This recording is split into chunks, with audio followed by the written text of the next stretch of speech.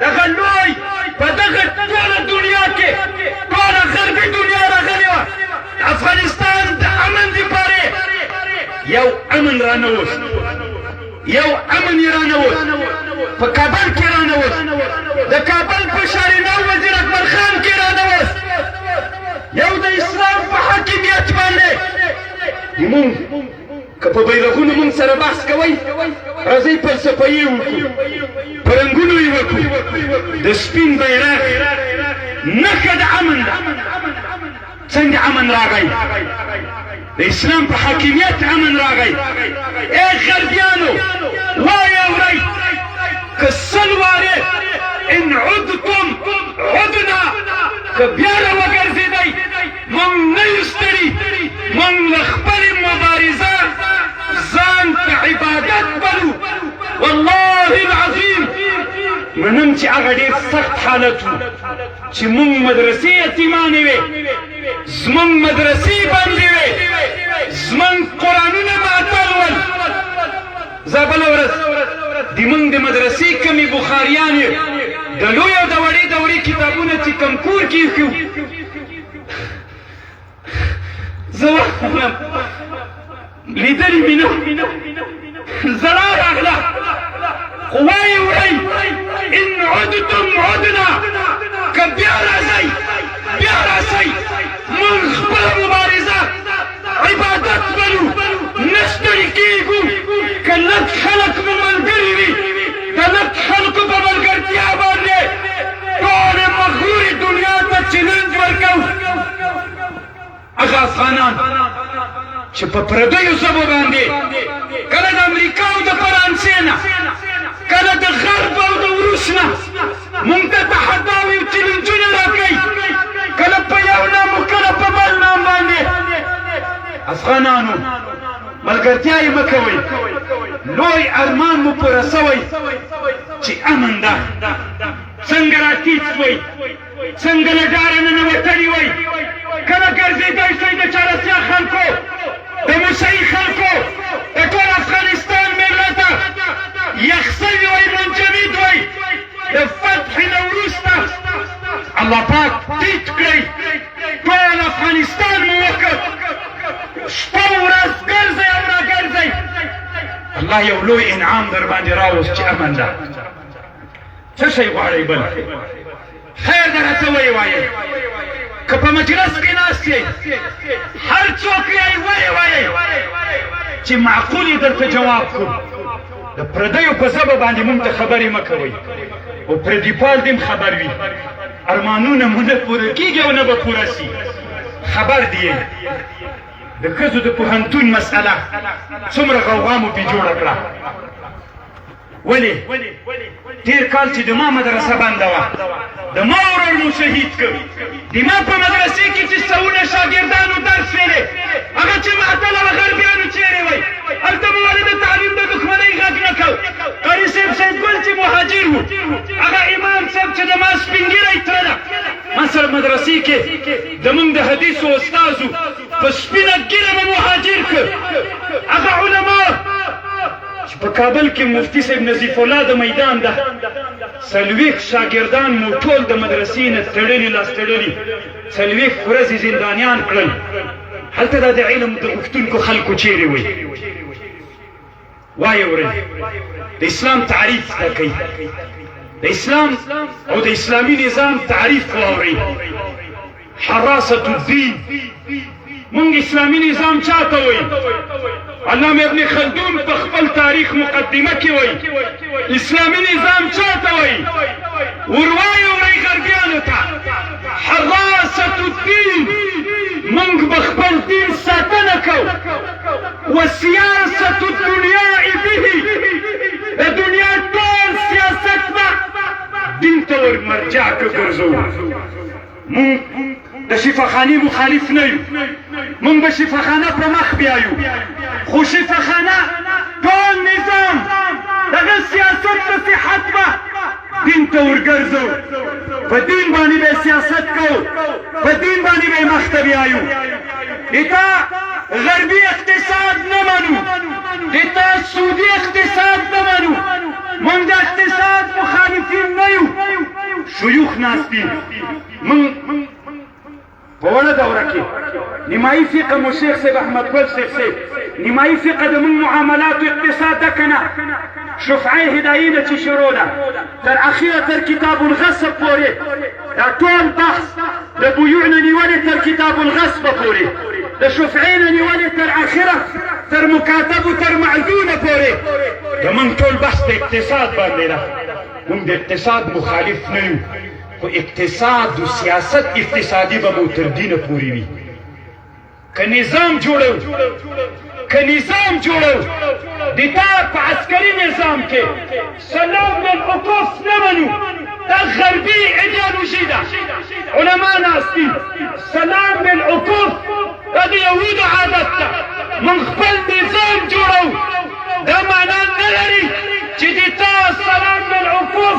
نه پکې هغه نظام منظم نظام نه ده د موږ نظام منظم نظام ده سلام بالعکوف پردی کلتور بنو د ترمذي او د بخاري و د صحه و ستو کې سلام بالعکوف د یهودو سلام بنو اما چې لفظ سره د علما جایز بلی څه ضرورت ته بدون دخله مونږ فوج داسې فوج جوړو مونږ که په هر لحاظ باندې بحث کوو په هر خبر بحث کوو خارجي سیاست به مو تر دنیا تړلی وي د تعلیم سیاست به مو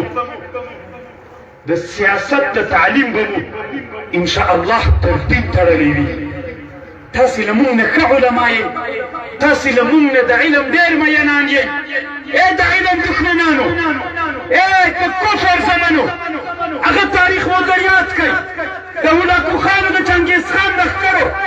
د موږ د بغداد کتابخانو کې 3 میلیونه کتابونه ورک کړل راویې کوي په تاریخ کې چې دومره لویه ضیاع علم ته چا رسولي وي 3 میلیونه کتابونه مو نن نسته 3 میلیونه کتابونه مو تاسې دجلې ته غورځولي تاسې ورک کړي تاسې ډمتوب ته هغه داسې تعبیر پیدا کوي چې دا انسانیت ده فحاشي د تعبیر د انسانیت کوي موسیقي ته هغه موسیقي چې شهوتونه راپاروي هغې ته د روح غذا وایي قرآن معتل پاتې ده قرآن الحمدلله په ټول افغانستان نظامي ارګانونو کې په ټول افغانستان کې د قرآن ترجمه شروع ده ای افغانانو د الله په خاطر ناشکري مه کوئ د دغه حالت غږ والله د فلسطین مسلمانان کوي والله د پاکستان مسلمانان کوي والله د اروپا مسلمانان کوي چې په ټول افغانستان کې په نظامي مراکزو کې د قرآن ترجمه کوي غربیانو وایي ورئ قسم په الله که مو ارمان پوره سي نه پوره کیږي لن یو دوه نورې خبرې کوم د عوامو ورونو ته عوامو ورونو علماو نم دا غوښتنه کوم علماو خیر ده دا دین یو څو مسلې نه دي چې همدا هر وخت ذکر کوه او را ذکر کوه د مونږ په شرقایدو سره مقاصدو سره مواقف کې دا خبر ذکر کېږي علماو دا ملت مو نه ده ملامت که دا ملت د مونږ نه وی بې پیسو دا ملت نن مونږ ته راغلی د مونږ توندو خبرو ته ناسته د مونږ خبرې دا ملت په خوشحالۍ اوري زړه ورته کوي په علماو یوه خبره هغه دا چې یو څوک په اسلامي جامعه کې ژوند کوي د خپل امیر سره د دې رعیت او د امیر کوم حقوق دی یو په بل باندې څه سره وکړي ای علماو په دې رعیت باندې دا واجب نه ده چې د خپل امیر سره بیعت وکړي یا د لاس یا د خولې یا د کتابت یا د خط ورلېږلو دغه بیعت په مسلمانانو واجب نه ده علماو دا زموږ د عقیدې مسأله نه ده علماو هغه حدیث چې محدثین علما یې ذکر کوي که یو سړی مړ سي د خپل امیر سره یې بیعت نه یې کړی په مرګ د جاهلیت باندې مړ سو ای عوامو ورونو تاسې تر دغه شیخه پورې چې نن د افغانستان د اسلامي امارت زعیم و قاید ده شیخ هبة الله حفظه الله د دې دا یو داسې واجب او ضرور او فرض ده د مسلمانانو یو وجیبه ده د موږ د عقیدې مسئله ده دا په شرقاید او شر مقاصد مواقف کې شته مسئله ده کله مو علماو د عوامو ته ویلي نه به خبرې کېږي ما هم نه دي ویلي او تاسې هم نه دي ویلي عوامو ورونو نه خبرې کېږئ په یو اواز باندې انشاء الله هغه امیر چې په دغه زمانه کې د مسلمانانو رهبریت کوی سي رعیتداري کوی سي ترې ښه امیر نشته ځکه د افغانستان خو څه کوي د ټولې اسلامي نړۍ د جهادي تنظیمونو بیعت ورسره ده بیعت کوئ که نه کوئ ووایئ د امیر المؤمنین شیخ هیبت الله اخندزاده د ما په خاطر نه دا یوه شرعي وجوبي او د عقیدې مسئله ده علماو د فروع مسئله هم نه ده ګورئ کله شیخ صاحبانو دا د فروع مسئله ده دا د عقیدې مسئله ده بیعت مو ده د ټولو الله پاک دې قبول کړي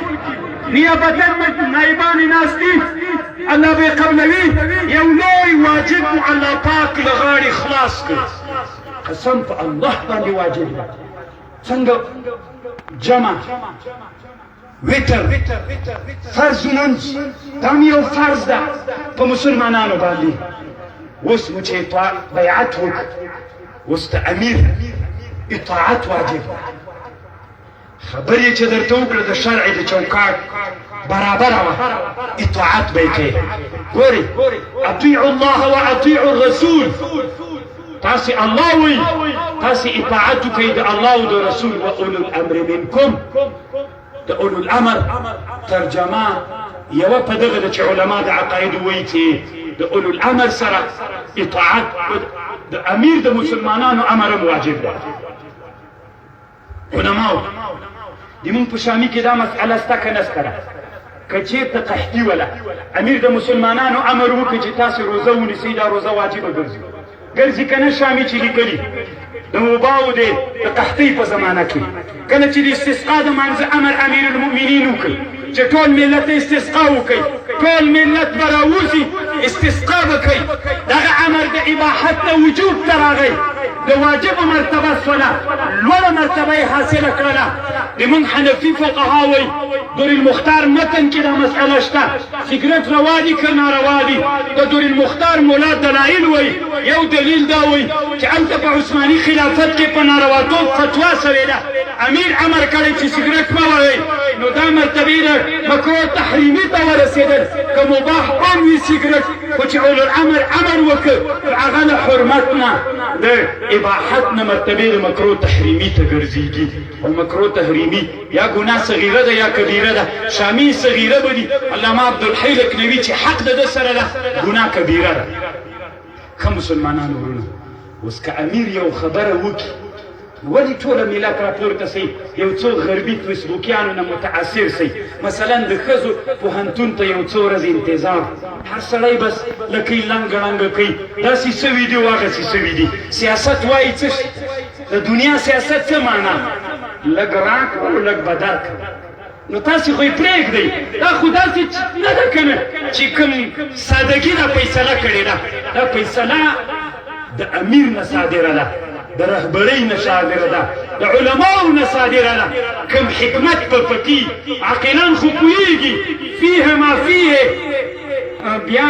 ها او ها دا خو به پکې وي دنیا د دې معاصره دنیا کې ژوند داسې ده د مسلمانانو ورونو الله پاک مو جوړ لره چې کله امیر سره بیعت شو اطاعت واجب ده خو تر هغه حده واجب ده چې په دین باندې عمل وي که دین نه خدای نه کړه انحراف راغی بیا نشي خو بیا داسې مه کوئ چې تاسې له مونږ ډېر بزرګان یې چې تاسې وایي چې نو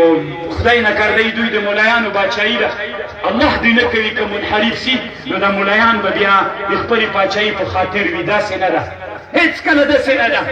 هر وخت کې د باطل په مقابل کې که عالم هم د ملا لکړه راخیستې، د جهاد لښکر او بیرغ عالم راخیستلی ده. هېڅکله دا فکر ونه کړي چې علما به